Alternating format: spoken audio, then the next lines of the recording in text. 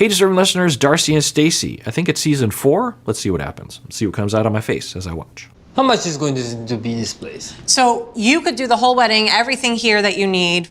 The cost would be $40,000, which is phenomenal. $40,000?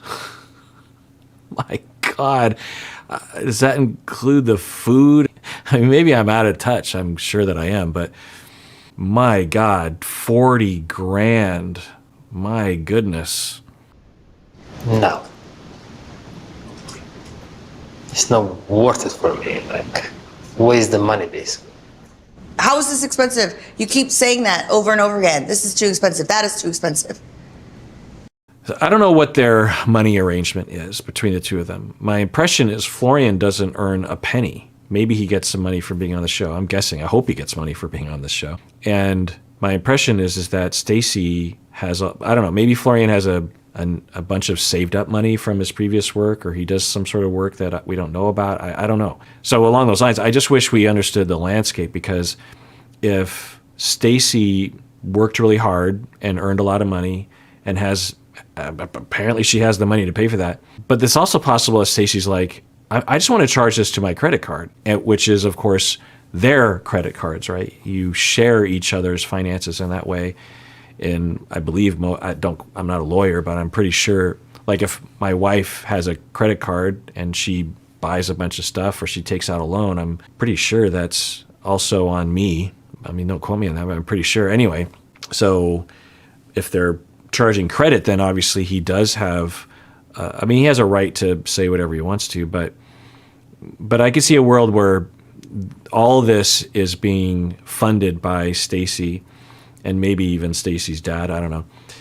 And so for her, she's like, well, I know that you don't think that the money is worth it, but I have the money and I've always wanted to do something like this, so I want to spend that kind of money. Now, Florian could still say, well, it's kind of our money at that point. If we reverse the roles and we had a man who was wanting to spend 40 grand on a venue, and the heterosexual relationship, the wife was like, I don't want to do that. And the wife says, I'm putting my foot down. I don't want to afford that. And the husband's like, well, we're doing it anyway. We could sense the misogyny and the sexism and the entitlement there, that the husband is just like, well, you don't matter. You don't have a vote because I have all the money. I'm the man. I get to make those choices. In a more mundane, common example, you might have like those commercials where the husband buys the wife a car, and for Christmas, whenever you get around Christmas, there's all these commercials. I think there's less of them now, but I still see them where the wife will come outside and there'll be a car with a bow on it. And she's just like, yay. And I'm just trying to imagine a scenario where that's ever happened, where someone would just do that, without having any kind of consultation with each other of just like, well, let's make sure that's within our budget. What kind of car do we want? I don't know, just some sort of conversation. But, and I've worked on this with couples. I think it was more so in the past, but I've worked on it with couples where the husband he wouldn't even consult his wife, and he would just go ahead and do things. And then she'd be like, and then she would have her own internalized sexism and think like, well, I don't know, it's sort of his job, even though I don't really like that he does that. But and even if it was the right decision, you just want the togetherness. You want to be informed. You want to have some say, but you don't want to just have this policy that your partner's just going to run off and do stuff. So also in this situation, we want to acknowledge that just because Florian is a man doesn't mean that we don't sense that power differential. I don't know. I just wish maybe they'll say like what the arrangement is. But so what I would like to see, unless there are some circumstances that I wouldn't know that would inform this, you would just hope that Florian and Stacey would have a conversation about how much they want to spend overall and what the plan is and how are they going to compromise on that, right? Instead, it's just two people saying, well, this is how it is, and no attempt to actually bridge the gap. Everything's expensive to you. And you're not working. I'm paying for everything. All right, so there you go. Now, again, if we just looked at this as it is, you're like, well, it's fair. I mean, she earns all the money, she gets to spend it. But if we reverse now, reversing genders doesn't necessarily mean that it is a straight analogy, because there are other factors involved, right? But if we reverse the genders, it's easier to feel that exploitation and that disrespect, because sure, she earns all the money, but at least I would hope that like, let's just say, for the sake of argument, that I make a lot more money than my wife does. Does that give me the right to just do whatever I want to with my money without talking with her? No, because whatever dollar I earn is also her dollar. That's the idea. Now, not everyone has to do it that way. There are arrangements, but I don't think they have an arrangement along those lines. So it's family money, it's couple money, and that's how the law sees it often. When you get a divorce, courts and divorce courts and family courts don't say, well, she earned all the money, so it's all hers. No, it's just assets that were earned while you were together. Yeah, I'm not a lawyer, and I'm not saying that you can't have arrangements like this. Like, maybe she's just like, look, I inherited this, or I've worked hard for it, so I want, but it's a conversation. You work it out. Instead of just pulling out that card of just like, well, I have all the power, and that's just the way that things are going to be. Because he could legitimately say, yes, you earn all the money, and I'm still getting my career off the ground.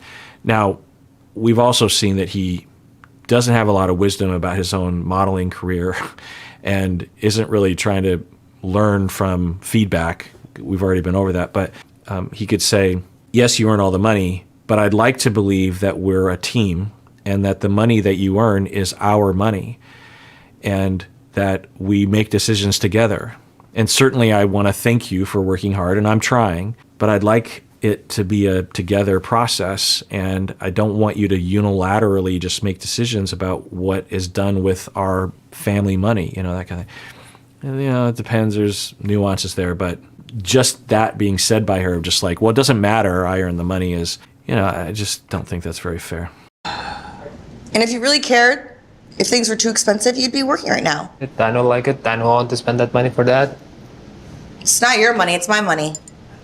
So. Oh, God, jeez. And people will often say, like, one of the major reasons why people break up and get divorced is over money. And this is an example of that. It's conflict about money. But another way to put it in my language is, sure, they're talking about money, but really what's happening is a lot of resentment and anger and hostility and hurt that is not being expressed or discussed. He could just say, like, well, it stresses me out that, yes, you earn the money, but we have to plan for the future. We have bills to pay. We have aspirations, and we don't have limitless money. And so I would like us to do this with that money. You earn all the money, yes, but can we please have a together conversation about this? So I'm not just, and the other thing we'd hope Florian would say is, I want you to have the magical wedding that you want to have. So I realize that we're probably going to have to spend more money than I would naturally. So I get that. I'm just wondering if there's another option. And this is my style. I think I learned this from my mom, because a lot of what I know about life and communication and relationships has to do with me watching my mom, because my mom had a daycare in the house. And our house was not very big. Our house, in terms of today's standards, at least Seattle standards, our house was actually pretty small, particularly for 6 people, my parents and the 4 of us kids. And in addition to that, every day, Monday through every weekday, from 5:30 in the morning till I think 5 o'clock at night, there were like a dozen kids that were between the ages of 2 and 4, maybe 5, running around in our house, sometimes in my room, but it wasn't like a wing of the house that was the daycare. It was in the kitchen, it was in the dining room, it was in the living room, it was in the basement, it was in my bedroom, it was, and so I couldn't get away from the situation, and it was fine. I would play with the kids sometimes, and it wasn't like this huge pain in the butt. It was annoying sometimes, but it was fine. I had friends' houses that I went to, but anyway, I spent a lot of time just inadvertently observing my mom as she masterfully communicated with kids. And one of the things that she would do is something would happen at her, and I would imagine that you would directly address it, but she would judo it and come at it from a different angle. So, for example, with Florian, he could come at it instead of, saying, "How dare you take over the money situation?" You just judo it and just, or you don't even directly say, "This is too expensive." You come at it from a different angle and you say, I'm just wondering if there is a similar venue, maybe even a better venue, that costs not as much as this. I'm just wondering about what the options are. So maybe we don't commit to this one right now. This is a great place and you really like it. I'm a little iffy on this one, but you really like it, which is great. So we can add this to the list, but maybe let's look at some other options before we commit. I just want to know. And then maybe in your head, if you're Florian, you're just like, maybe all the venues are this expensive. Maybe there's no venue that is, maybe this is the least, maybe this is a deal compared to the other venues that I think she's looking for. So like with my mom, I don't know, I'm trying to think of an example. There were literally millions, or not probably literally millions, but a lot. Anyway, the kid might be being put down for a nap, and the kid is being obstinate, saying, "I don't want to take a nap." And instead of my mom just saying, "You're going to take a nap, gosh darn it," my mom would say something like, and if my mom were here, she would know exactly how to role play this, but my mom would say something like, and this is for a 3-year-old, she would say something like, "You know what I'm looking forward to is later on today, when after your nap, we're going to play this game. And I know you love that game and we're going to have such a great time, but I really need you to take a nap first," that kind of thing. And so the kid's like kind of distracted by like, "Wait, game? Yeah, I want to do that." And you sort of connect all those dots for the kid. And they're just like, "Oh, okay. Yes, I want to play that game." "Okay, then yes, you want to take a nap." And the kid's like, "Oh, okay." I mean, I'm telling you, my mom would just know exactly what to do. And the kids would just be like, "Uh-huh." And I sometimes wish that the parents would actually just sit with my mom, with the kids, because sometimes I wondered if the kid was able to, because we would see behavior in the kids that seemingly might work against the parents' wishes, the way that the kid would manipulate or pressure or something.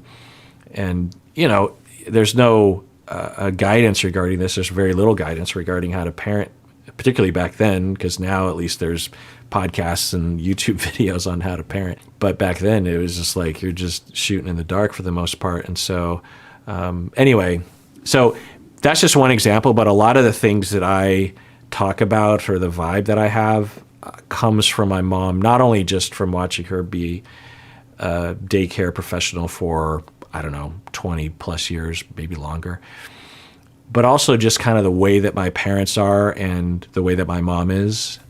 The fact that I'm even doing these kind of videos is kind of my mom. Like my dad, I don't think would do anything like this. He's much more reserved, and he's a smart guy, but he's not the sort that would make videos. If my mom were my age or younger today, I'm pretty sure she would have a YouTube channel where she would be talking about something. But anyway, so I don't think I've ever talked about that before. But anyway, let's see what Florian does.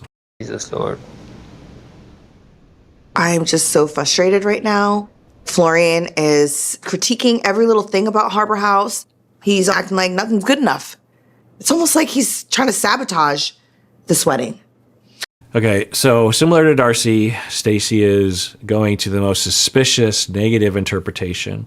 I don't think there's any indication that Florian doesn't want to be with Stacey and is trying to sabotage the wedding. And I keep thinking in my head, they're already married. They already had a wedding. It was just during the COVID and the pandemic, and they weren't able to have the wedding of her dreams. So they've already had a wedding. They're already married. But it's fine. A lot of people did this post pandemic. They want to have the wedding of their dreams, and so they're doing that. That's fine. But anyway, so now she's suspecting that he doesn't want to do it.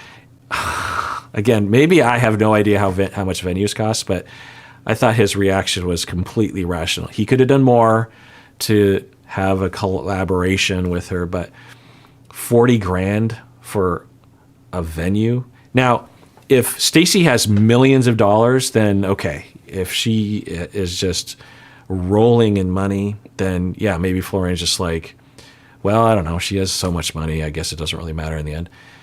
So I guess that's the only kind of way out of this. But if it's not just endless amounts of money, then Florian has every right to say, like, look, I think that's excessive. There's got to be another answer here. I'm starting to feel like he doesn't even have a say anymore because he's not contributing. Well, that's true. I mean, hopefully you don't go there with your solution of just like, I'm just going to cut him out. But if he is not contributing, and that is annoying when you're brainstorming and you're throwing stuff out there and you're offering all these stuff and you're trying to be flexible because you're just like, here are 10 things that I'm flexible with and which one do you want? And the other person is just no, no, no, no, no. And they don't provide any flexibility or any other options, or they don't indicate why they're saying no. They're just like, no, no. Then yeah, that's pretty annoying. And obviously if Florian's doing that, he's responsible for that. Put your money where your mouth is, but you got no money. So. Yikes.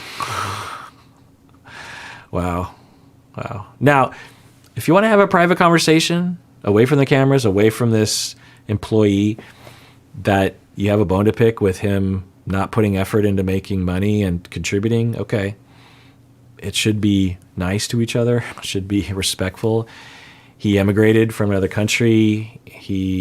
I think, I don't know. Does he have any skills? Does he have any education? I don't know. But to just say that to him, that's pretty awful. Insulting, hurtful. Why would you say that? He's acting like nothing's good enough. It's almost like he's trying to sabotage this wedding.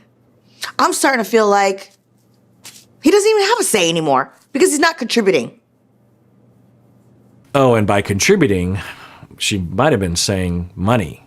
So if he doesn't make any money, then he doesn't have any say.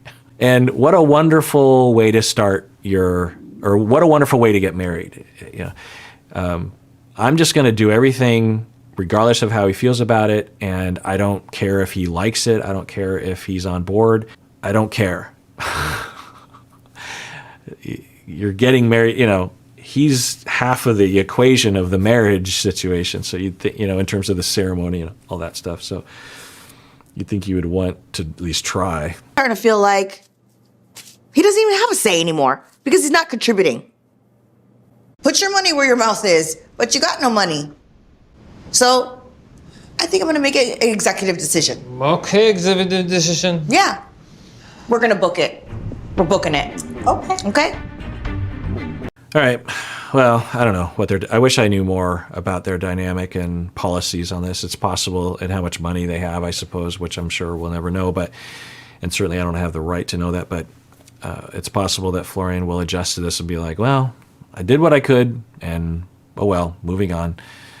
Who knows how he feels about this? But, you know, I could see him feeling like, wait, so that's how this marriage is going to go? I don't have any power. I can't say anything. And I'm never going to earn as much as you do, given all the things that you've built in your life. And so I'll never have a say over what we spend our money on. I'm paying for it. We're gonna book it. I'm 40K. It's doable. Okay.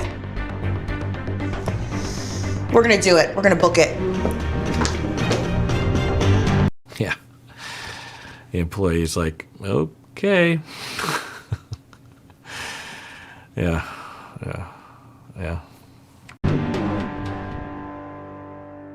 All right. Well, let's end it there. Tune in next time when I continue watching. And everyone, please take care of yourself because you deserve it. You really, really do.